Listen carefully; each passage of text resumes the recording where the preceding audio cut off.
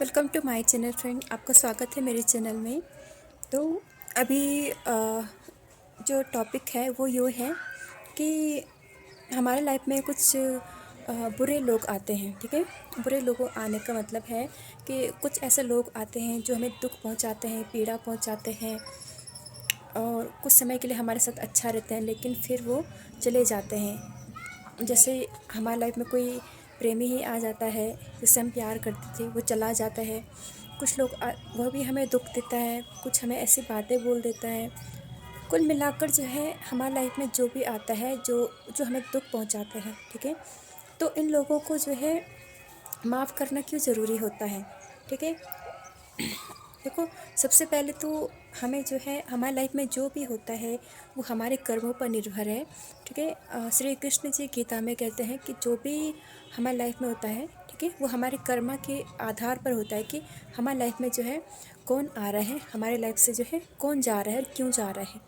ठीक है, तो हमारे जो है कर्म का ही जो है फल होता है कि लोग हमारे जीवन में आते हैं, दुख पहुंचाते हैं, चले जाते हैं। ठीक है, तो ये लोग हमारे जीवन में क्यों आए हैं। सबसे पहली बात तो ये लोग हमारे जीवन में आते हैं हमें अपनी आत्मा का उद्देश्य बताने के लिए। ये लोग हमें हमारे आत्मा का विकास करने के लिए आते हैं। हमें हम यदि स्पिरिचुअल मार्ग में हैं तो इससे हम बहुत जल्दी समझ सकते हैं। ठीक है, जो व्यक्ति स्पिरिचुअल है तो वो बहुत ज़्यादा ताकतवर भी होता है, वो इंट्यूटिव होता है, सोचने समझने की क्षमता रखता है। इसलिए स्पिरिचुअल व्यक्ति एक जो साधक होता है सिर्फ वो कभी दुखी नहीं होता है, न वो खुश होता है, क्योंकि वो समझ चुका होता है कि ये व्यक्ति हमारी लाइफ में क्यों आया, कि उसके सामने कोई बड़ी घटना भी घट जाएगी ना, तो वो भी एकदम शांत रहेगा, क्योंकि वो समझ चुका है कि कर्मा क्या होता है। तो सबसे पहली बात तो कोई व्यक्ति हमारे जीवन में आता है, दुख पहुंचाता है, पहले कारण है कि हमने उसके साथ कुछ बुरा किया था। ठीक है, हमें वो कर्मा समझाने के लिए आते हैं।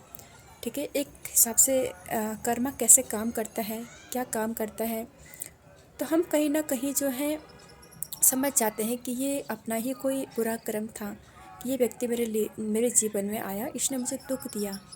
ठीक है, लेकिन इसको समझने के लिए भी बहुत ज़्यादा जो है दुख झेलना पड़ता है।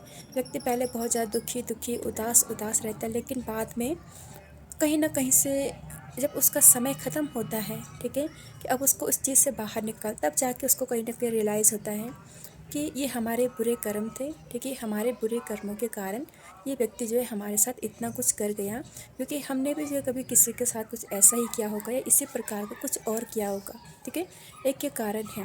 दूसरा ये है कि कोई व्यक्ति हमारी लाइफ में आते हैं, हमें दुख देके चले जाते हैं, तो अचानक से उनके जाने के बाद लाइफ में एक खालीपन रहता है कि बहुत ज़्यादा खाली खाली लगता है, बहुत ज़्यादा जो है मन नहीं लगता है यहाँ वहाँ। ठीक है, तो ऐसा जो है होता है।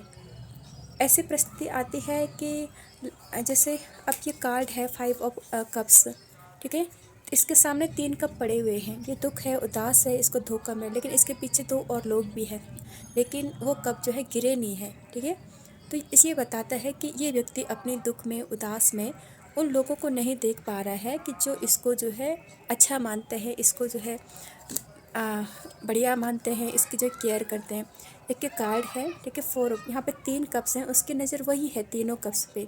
चौथा कप इसको कोई दे रहा है तो ये पकड़ नहीं रहा है। तो इससे हमें क्या सीखना होता है कि जब कोई व्यक्ति हमें अपने जीवन में आता है, वो दुख दे के चला जाता है, तो ईश्वर आपको क्या सिखाना चाह रहे हैं, वो आपको ये सिखाना चाह रहे हैं कि हमारी जो सोल है वो इस दुनिया में अकेले ही आई है, और हम जो हैं जाएंगे भी अकेले। भले ही जीवन भर आप रहो ट्विन फ्लेम सोलमेट का एक रिलेशनशिप में रहो, लेकिन हमारी जो आत्मा की उन्नति में ये लोग हमारा साथ देने आते हैं। ठीक है, हमारा साथ देने आते हैं ये लोग। किसी ने बुरा किया तो ऐसा नहीं है कि गुस्सा हो जाए कि इसने मेरे साथ बुरा किया, ये हमारा साथ देने आए हैं। जैसे हमें किसी से प्यार होता है, मोहब्बत होती है, तो वो व्यक्ति छोड़ के चला जाता है। तो कुछ लोगों में ये देखा गया कि बहुत जल्दी जो है अध्यात्म में ये आते हैं। ठीक है, तो ईश्वर जो है इनको क्या कहना चाह रहा है कि ईश्वर अध्यात्म में लेकर आना चाह रहा था, क्योंकि अध्यात्म में आके ही ये नॉलेज मिलता है कि हम अकेले आए हैं, हमें अपनी यात्रा जो है अकेले ही पूरी करनी है। जिस प्रेम को हम बाहर ढूंढ रहे हैं वो अपने भीतर है, ठीक है। उसको पाना है। ऐसे प्रेम कि जो केवल ऐसे नहीं कि हमने मेकअप कर लिया, अब हम सेल्फ लव कर रहे हैं तो उससे हमने मेकअप कर लिया, हम पार्लर गए, हमने ये कर लिया, नहीं। वो सेल्फ केयर होता है। सेल्फ लव एक ऐसी भावना अंदर से होती है कि मैं पूर्ण हूँ, ठीक है। मैं पूर्ण हूँ और मुझे किसी की आवश्यकता नहीं है, ठीक है। ऐसे जो है भावना मन में आती है कि अपने ही अंदर जो है मैंने प्रेम को ढूंढ लिया, खुद से ढूंढ ली, ठीक है। और अब मैं प्रसन्न हूँ।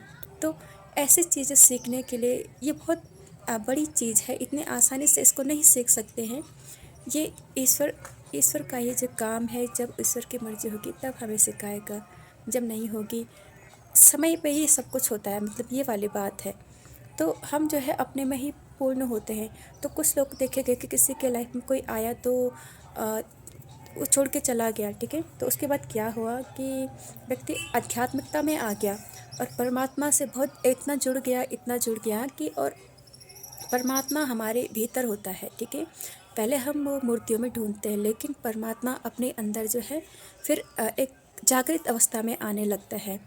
फिर तब हमें पता चलता है कि वो व्यक्ति हमारी लाइफ में आया, फिर चला गया, हम आध्यात्मिक हो गए, फिर हमने परमात्मा को जाना। तो कितना बड़ा काम जो है उस व्यक्ति ने हमारे लिए किया।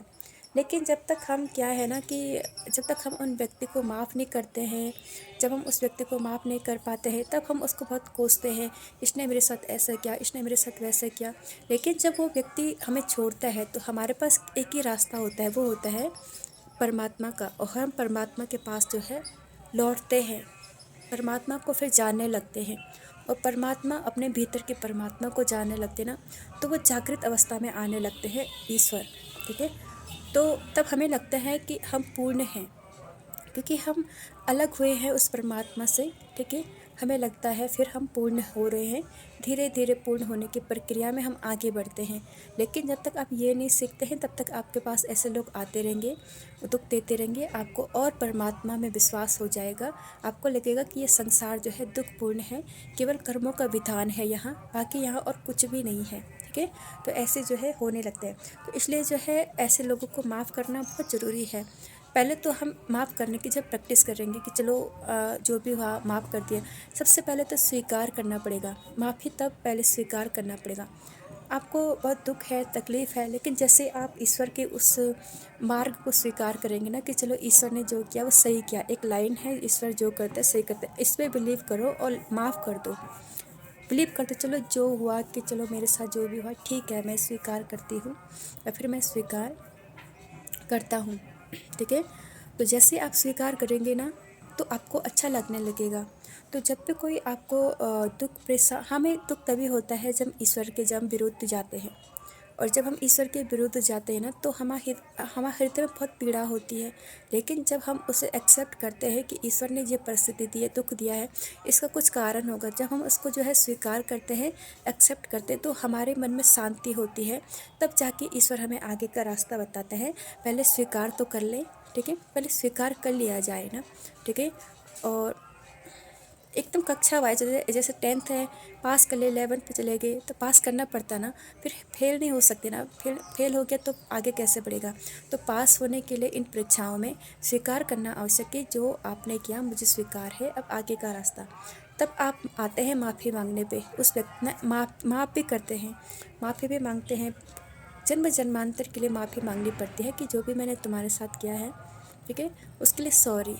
जो भी कुछ किया है, जो भी कुछ किया जिस कारण से मुझे दुख हुआ है, उसके लिए सॉरी। और तुम भी मेरे को माफ़ कर दो, मैं भी तुमको माफ़ करती हूँ। तुम अलग, मैं अलग, बस इतना ही है, ठीक है। तो ये परिस्थिति आने में बहुत समय लगता है, बहुत समय लगता है, इतना दुख झेलना पड़ता है, इतना दुख झेल कल को कर्मा के अनुसार। लेकिन माफ़ करने की प्रैक्टिस शुरू कर दो, ठीक है। माफ़ी मांगना शुरू कर दो। जिसने दुख दिया उसको माफ़ करना और उससे माफ़ी मांगना शुरू कर दो, सब ठीक हो जाएगा। ये गारंटी है। ये अपने जीवन में हुई हुई कुछ ऐसी घटनाएं हैं ना, ठीक है। तो उसके लिए मैं बता रही हूँ कि माफ़ कर दो और माफ़ी मांगो और आगे बढ़ो। और सबसे पहली बात एक्सेप्ट करो सब कुछ जो हो रहा है, ठीक है। तो यही है टॉपिक।